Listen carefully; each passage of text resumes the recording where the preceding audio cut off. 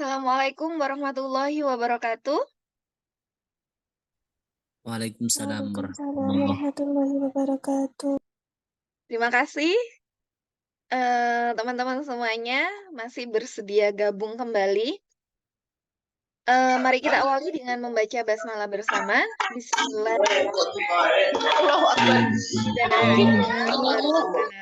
Teman-teman semuanya yang berbahagia,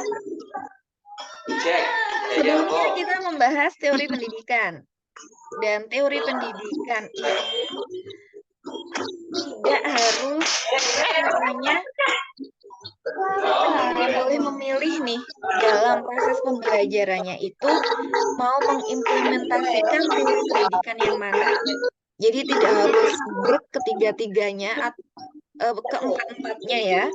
Dan juga teori pendidikan yang satu itu bukan berarti dia paling baik, paling lengkap di antara teori pendidikan yang lainnya gitu. Nah, kalau sekarang kita ngomongin pilar pendidikan. Pilar. Kata apa yang biasanya terdiri dari kata pilar? Kalimat apa yang biasanya ada kata pilarnya? Ini maksudnya untuk memahami ya. Pilar iku opo maksudnya? Silakan, mungkin ada yang bisa menjawab atau bikin kalimat yang di dalamnya itu ada kata pilarnya. Sebuah bangunan yang kuat terdapat pilar yang sangat kuat. Bangunan yang baik terdapat pilar yang kuat. Oke, Mas Yusuf ya. Gimana? Silakan diulangi lagi. Bangunan yang baik terdapat pilar-pilar yang kuat. Bangunan yang baik terdapat pilar-pilar yang kuat. Nah, berarti ini dia ketemu. Ini. Barusan siapa barusan?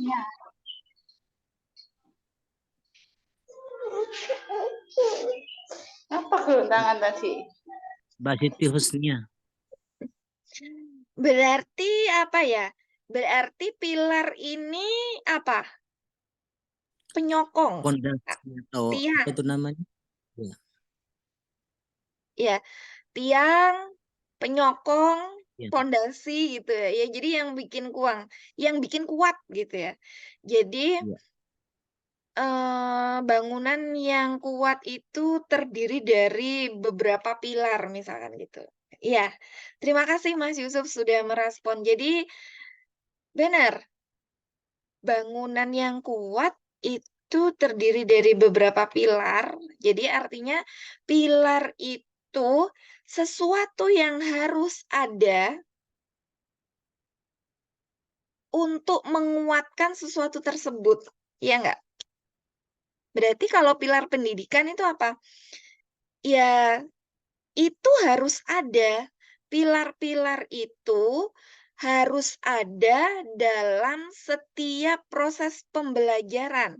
Sehingga proses pembelajaran itu bisa berhasil. Gitu. Sampai sini bisa difahami ya kalimatnya ya? Iya, Bu. Mudah-mudahan.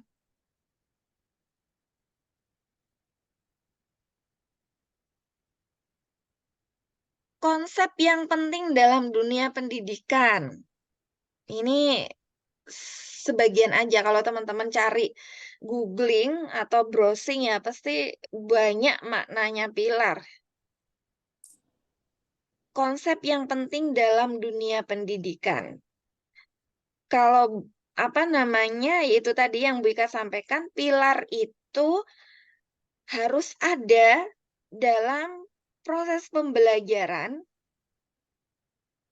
supaya proses pembelajaran kita itu berhasil.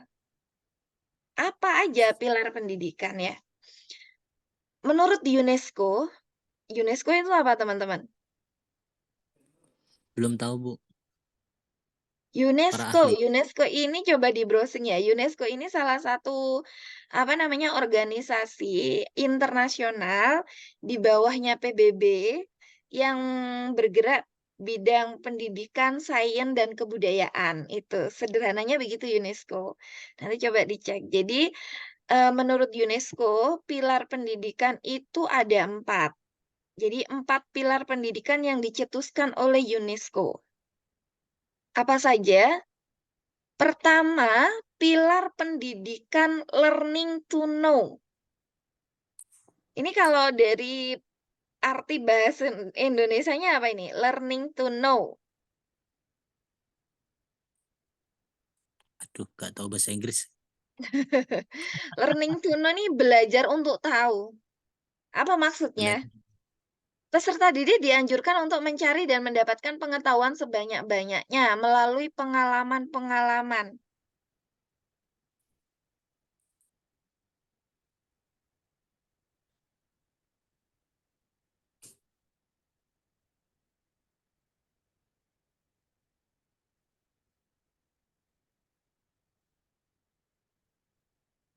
Bentar. Ini tangannya. Learning to know.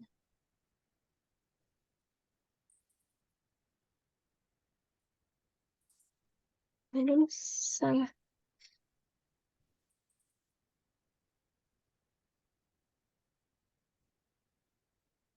Peserta didik apa namanya?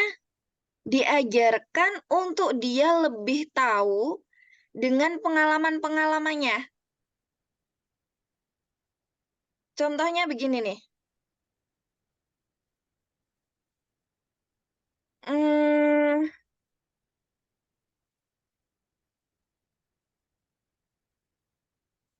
loh mana toh? Sebentar teman-teman.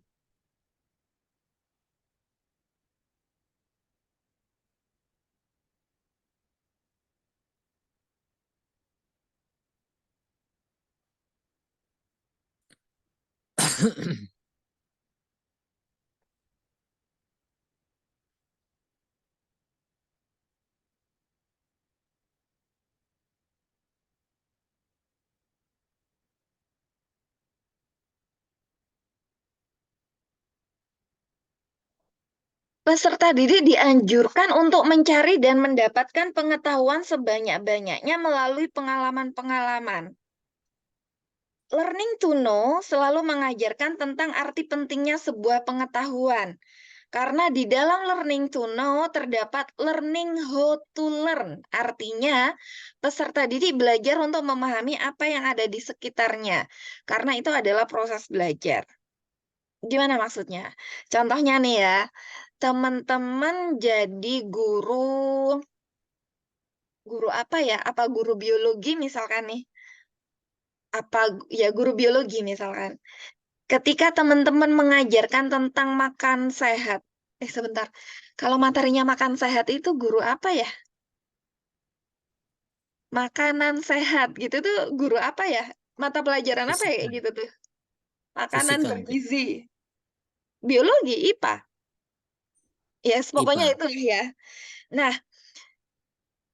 eh pilar pendidikan learning to know ini contoh implementasinya adalah begini.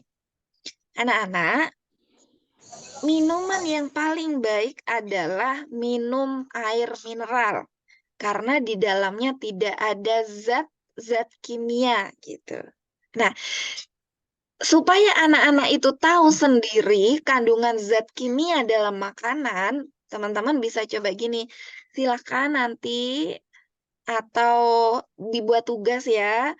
Kalau anak-anak beli minuman, coba dicari komposisinya. Dilihat komposisinya apa saja. Kenapa makan apa minuman-minuman yang berwarna, kemudian yang ada rasanya itu kalau terlalu banyak tidak sehat. Silakan dicari sendiri komposisinya. Akhirnya dicari tuh komposisinya, kemudian setelah tahu komposisinya, besok disuruh presentasi di kelas. Komposisi itu mengandung apa, begitu. Itu implementasi pilar pendidikan learning to know. Jadi, dengan peserta didik itu lebih tahu itu akan lebih apa? Lebih bisa difahami. Misalkan nih contohnya makan mie instan gitu. Kenapa mie instan tidak boleh sering-sering gitu? Coba dilihat tuh, apa namanya, komposisinya ada apa saja. Mereka disuruh cari sendiri. Bukannya kita tidak tahu ya, mungkin bukannya kita tidak tahu, tapi itu merupakan proses pembelajaran implementasi pilar pendidikan learning to know. Jadi supaya mereka tahu sendiri. Kalau misalkan contoh belajar akhlak baik dan akhlak buruk misalkan gitu. Mereka disuruh cari tahu apa akibatnya akhlak buruk dalam apa namanya, dalam kehidupan. Kenapa kita harus berakhlak baik begitu. Artinya learning to know itu menanamkan kepada peserta didik pengetahuan. Tahap pengetahuan. Harapannya bukan apa namanya ya, tahapnya tahap pengetahuan itu. Begitu. Itu learning to know. Kemudian pilar pendidikan yang kedua adalah learning to do. Apa itu? Belajar untuk bisa melakukan. Contohnya, pentingnya interaksi dan bertindak. Maksudnya begitu ya. Di sini para peserta didik diajak untuk ikut serta dalam memecahkan permasalahan yang ada di sekitarnya melalui sebuah tindakan nyata. Misalkan nih, balik lagi ya teman-teman, guru apa kalau ini ya? Guru IPS apa guru IPA? Hal-hal yang menyebabkan banjir. Sebelumnya kan learning to know ya. Hal apa yang menyebabkan banjir secara teori? Banjir itu karena buang sampah sembarangan, sampahnya masuk ke selokan gitu. Kemudian hutan digunduli, pohon-pohon ditebang, akhirnya ketika ada air, airnya tidak bisa meresap ke dalam tanah. Itu pertama kan learning to know. Kemudian tahap berikutnya harus ada pilar ini, learning to do. Jadi harus ada tindakan. Kita ajak anak-anak kita kerja bakti tuh. Kalau misalkan lingkungan kita, oh ya banyak sampahnya berserakan, ada banyak di selokan, diajak kerja bakti bareng. Itu belajar untuk melaksanakan. Untuk menanam pohon, misalkan gitu. Kira-kira apa lagi tuh ya, implementasi learning to do? Ada yang bisa ngasih contoh? Jadi bukan hanya sekedar teori, tapi benar-benar melaksanakan. Praktek ya. Kalau teman-teman guru Quran lagi belajar tajwid misalkan, awalnya learning to know. Apa yang dimaksud dengan mat? Mat itu ada 2 gitu kan. Itu kan baru teori aja tuh. Itu learning to know. Habis itu masuklah ke tahap berikutnya, learning to do. Harus bisa mempraktekkan dalam bacaan Qurannya. Kalau waktunya mat ya harus panjang 1 alif gitu. Kalau mat wajib ya berarti harus, mat wajib itu berapa ya? 2 alif. Ya, 2 alif benar ya? Itu learning to do. Ada apa lagi? Teman-teman bisa ngasih contoh nggak? Implementasi pelaksanaan pilar pendidikan learning to do dalam proses pembelajaran. Apa ya? Oh, contohnya belajar fikih nih. Sebelumnya kan teorinya tentang toharoh, gitu ya. Ada rukun, ada syarat, gitu kan. Setelahnya, setelah mereka learning to know, berikutnya learning to do. Mengerjakan praktek toharoh yang benar. Jadi learning to do ini pilar yang berikutnya untuk mengetahui sejauh mana mereka memahami konsep yang ditanamkan oleh guru ketika proses pembelajaran. Harapannya supaya tidak ngerti teorinya saja, tapi juga bisa praktek. Teman-teman nanti ada PPL. PPL itu apa? Learning to do. Supaya benar-benar bisa caranya jadi guru BK di sekolah yang benar-benar seperti apa praktek. Berikutnya adalah learning to be. Menjadi. Pentingnya mendidik dan melatih peserta didik agar menjadi pribadi yang mampu, yang mandiri, dan dapat mewujudkan apa yang peserta didik impikan dan cita-citakan. Penguasaan pengetahuan dan keterampilan. Jadi learning to be itu tahapannya lebih tinggi lagi. Dia harus memiliki soft skill dan hard skill supaya dia mengerti proses menjadi diri sendiri. Jadi kalau tadi Bu Ika contohkan PPL itu bagian dari implementasi learning to do. Di dalam PPL itu juga menjadi implementasi pilar pendidikan learning to be. Teman-teman harus diatur nih kalau PPL ya. Bajunya nggak boleh sekarepan, harus pakai seragam. Apa? Ya learning to be, belajar untuk menjiwai. Karena kalau jurusan BK, pasti harapannya nanti kan jadi guru BK tuh ya. Jadi supaya menjiwai, oh nanti kalau jadi guru BK tuh kayak begini. Begitu.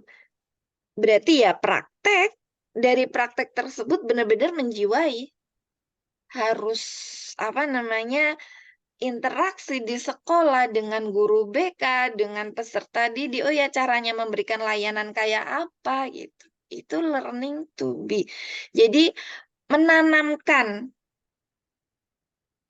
menanamkan jiwa atau rasa gitu supaya semakin mantep gitu.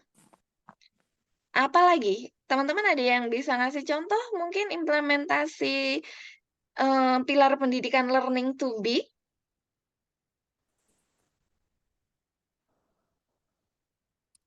Berikutnya adalah learning to live together. Ini berangkat dari teori pendidikan interaksional, bahwasanya setiap peserta didik itu nanti pada akhirnya adalah menjadi bagian masyarakat, yang mana masyarakat itu tidak sendiri, bekerja sama, hidup bersama-sama. Nah, jadi learning to live together ini menanamkan kesadaran kepada para peserta didik bahwa mereka adalah bagian dari kelompok masyarakat. Jadi mereka harus mampu hidup bersama. Dengan makin beragamnya etnis di Indonesia, kita perlu menanamkan sikap untuk dapat hidup bersama.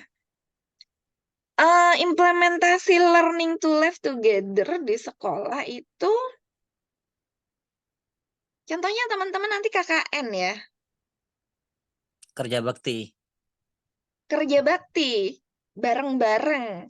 Jadi, di kerja bakti itu ada learning to do, ada learning to be, ada learning to live together.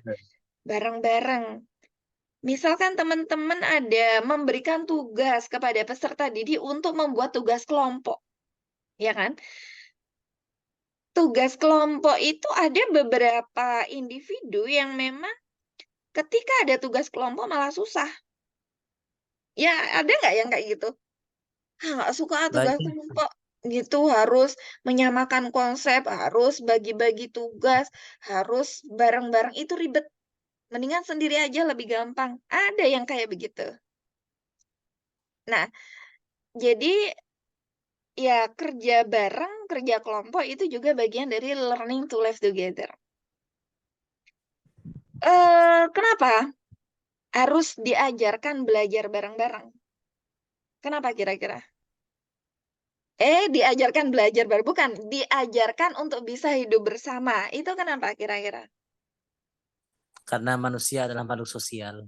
Benar. Karena manusia itu tidak bisa hidup sendiri. Minimal. Kan nggak mungkin manusia yang hidup sendiri. Ya pasti dia butuh pasangan lah. Untuk dia berkembang biak ya istilahnya. Di keluarga dia tidak bisa sendiri juga. Di keluarga ada keluarga. Jadi harus diajarkan cara hidup bersama. Artinya bagaimana cara menghormati, bagaimana cara menghargai, bagaimana cara bertanggung jawab terhadap tugas yang sudah diberikan, bagaimana cara menjalankan perannya. Itu kenapa di sekolah itu kadang ada peraturan yang sejatinya peraturan tersebut itu kira-kira ngaruh nggak dengan artinya apakah ketika kita menjalankan peraturan itu kita jadi tambah pinter? Iya, Kadang enggak. Apa contohnya nih? Peraturan pakai seragam. Contohnya ya. Kalau kita mau berpikir lebih jauh. Kenapa kalau di sekolah itu harus pakai seragam? Apakah pakai seragam itu nanti jadi bikin tambah kita pinter? belajar disiplin dan tertib. Ah, artinya bukan ranah intelektual kan? Tapi yang diajarkan adalah apa namanya aspek yang lainnya. Misalkan afektifnya. Jadi bisa lebih disiplin, bisa lebih tertib. Selain itu adalah mengajarkan kepada peserta didik bahwasanya nanti setelah menjadi peserta didik atau menjadi mahasiswa, kita adalah bagian masyarakat. Yang di dalam kehidupan masyarakat itu ada aturan-aturan, ada tata tertib yang harus kita taati gitu. Itu pentingnya learning to live together. Jadi pilar pendidikan ini adalah itu tadi ibarat penyangga atau ibarat tiang. Pilar ini menjadi penguat supaya proses pembelajaran kita itu bisa mencapai tujuan yang diharapkan. Gitu.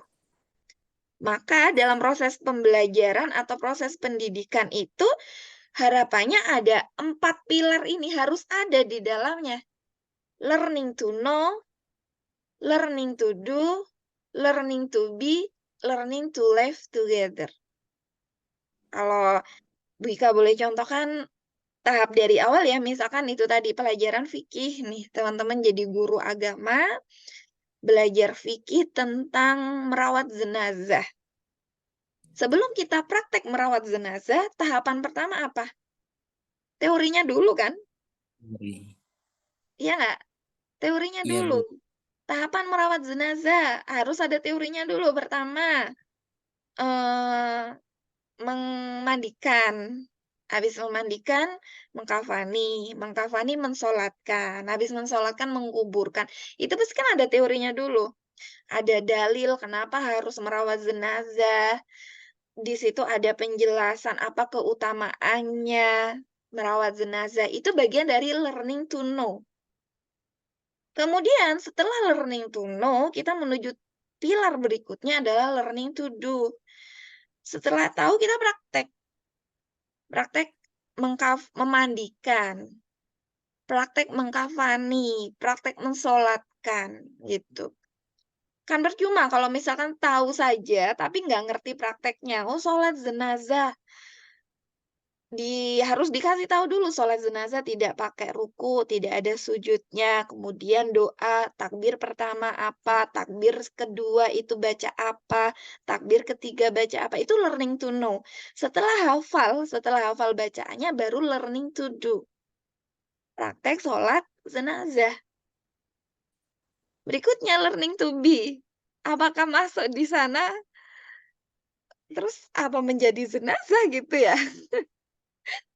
Gitu nggak kira-kira? Ya di situ kalau learning to be mungkin tergantung ininya ya, tergantung pelajarannya ya. Cuman dengan kita praktek itu menjadi sebuah peringatan kepada kita, tazkirah ya, bahwasanya ya kullu nafsin dha'iqatul maut gitu kan, setiap insan itu pasti akan mengalami kematian gitu. Maka harus siap-siap. Kita tanamkan itulah ya. Berikutnya learning to live together. Di situ menjadi pelajaran bahwasanya harus bareng-bareng supaya berhasil. Masa mengkafani jenazah sendirian? kan nggak kuat nanti gotongnya, misalkan gitu kan. Mengkuburkan sendirian, ya supaya apa namanya berhasil selesai harus bareng-bareng. Itu learning to live together gitu. Menurut UNESCO ada 4 apa tadi pilar pendidikan, learning to know, kemudian apa? Learning to do, Learning to do, learning to learning to be, be, learning to live together. learning to live together.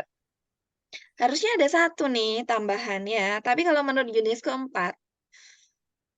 Harusnya ada 1 nih mungkin ya. Apa belajar untuk mengenal Tuhan gitu nggak? Penting nggak ya itu ya? Pilar pendidikan itu penting nggak kira-kira? Sangat penting. Jadi ya namanya kita makhluk manusia, makhluk spiritual, makhluk bertuhan. Kalau secara hakikatnya kan manusia itu adalah individu keberagamaan. Jadi harus diajarkan itu. Ya berarti ini tambahan bagi kita ya. Learning to learning apa ya berarti ya? Learning to know God gitu ya. Belajar untuk mengenal Tuhan.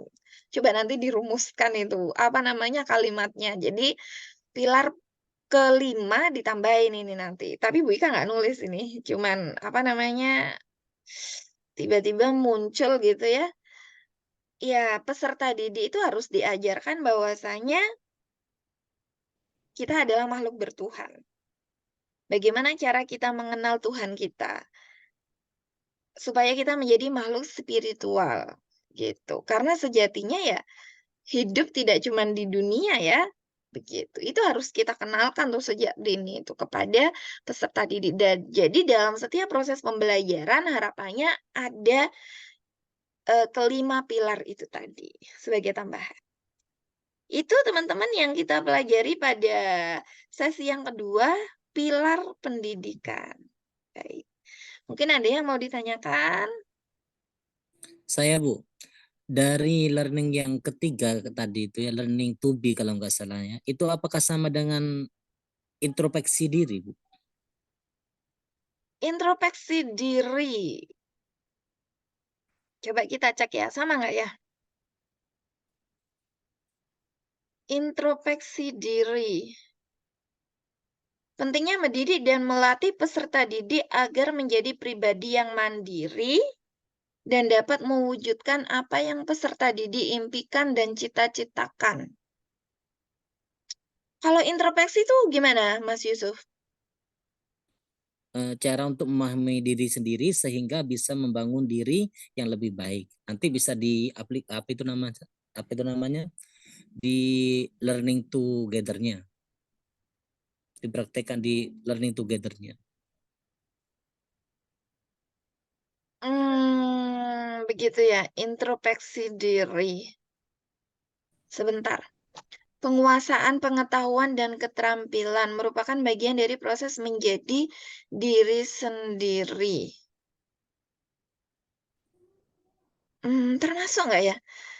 Sebentar, Bika aku nggak bisa jawab ya. Kalau dalam pemahaman Bu Ika, learning to be itu mengajarkan kepada peserta didik untuk dia memahami diri, podo berarti ya? Artinya begini, mengajarkan kepada peserta didik untuk dia memahami dirinya, dia kemampuannya apa, saya minat bakatnya apa, saya kesukaannya apa. Jadi nanti dia itu bisa menentukan cita-citanya, sudah ngerti alurnya gitu. Kalau misalkan di pesantren, memahami dirinya, oh ya, saya ini adalah manusia yang beriman. Ini secara konsep dasar ya. Manusia yang beriman, maka untuk menjadi manusia yang beriman, saya harus beribadah dengan baik. Nah, untuk bisa beribadah dengan baik, maka saya harus mempunyai pengetahuan bagaimana cara beribadah yang baik. Akhirnya, dia tahu nih jalannya untuk menjadi hamba Allah yang beriman. Nah, ini pemahamannya Bu Ika begitu. Berarti kira-kira sama nggak dengan introspeksi?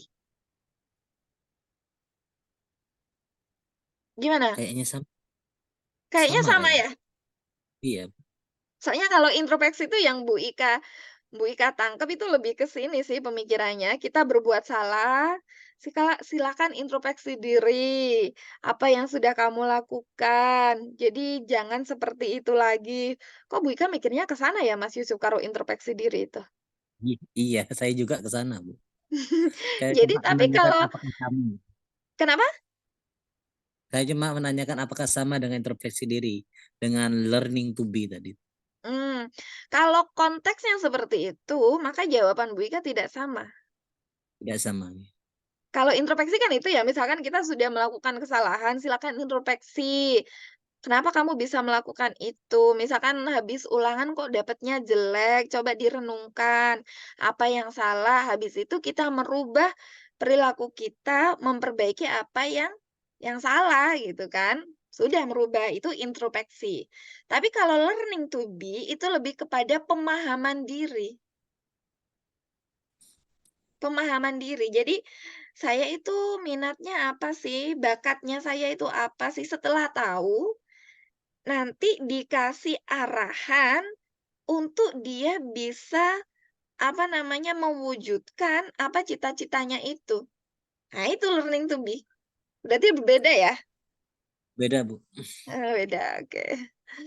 Oke, terima Terima kasih kasih. Mas Yusuf. Ada lagi teman-teman Sama-sama. yang lain? Ada 23, ini kayaknya kalau di absen itu berapa ya, 30-an gitu ya. Mudah-mudahan nanti bisa melihat siaran ulangnya di YouTube yang belum bisa, apa namanya, mengikuti perkuliahan kita. Baik ya, cukup ya teman-teman. Terima kasih teman-teman semuanya yang sudah hadir. eh ada Mas Yusuf, Sohib, Nurul Jana, Ahmad Saifuddin, Anggraini, Azizah, Huzaimah, Lailatul Fitriyah, Lailatul Karimah, Leni, Fathur. Kemudian ada Muhammad Maskur, Mubarroh, Siti Husnia, Siti Sofia, Ulfatus Solewati, Umi Faiza. Ada Dewi Nabila, Dimas, Imam Hambali, Imro'atun Ningsih, Nurul Jannah. Itu ya. Terima kasih ya teman-teman semuanya yang sudah hadir. Cukup ya. Sama-sama. Jadi pilar pendidikan ada 4 menurut UNESCO: learning to know, learning to do, learning to be, learning to live together. Dan bagi kita ditambahin nih, belajar untuk mengenal Tuhan. Jadi dalam setiap tingkah laku kita harus ingat kita adalah makhluk yang bertuhan dan setiap perbuatan kita itu nanti dipertanggungjawabkan gitu ya. Terima kasih teman-teman semuanya. Mari kita tutup dengan doa kafaratul majlis. Subhanakallahumma wa bihamdika asyhadu alla ilaha illa anta astaghfiruka wa atubu ilaik. Asafu minkum billahi taufiq wal hidayah. Wassalamualaikum warahmatullahi wabarakatuh. Waalaikumsalam warahmatullahi wabarakatuh. Waalaikumsalam warahmatullahi Terima wabarakatuh. kasih Bu Ika, tutup teman-teman. Ya, Bu.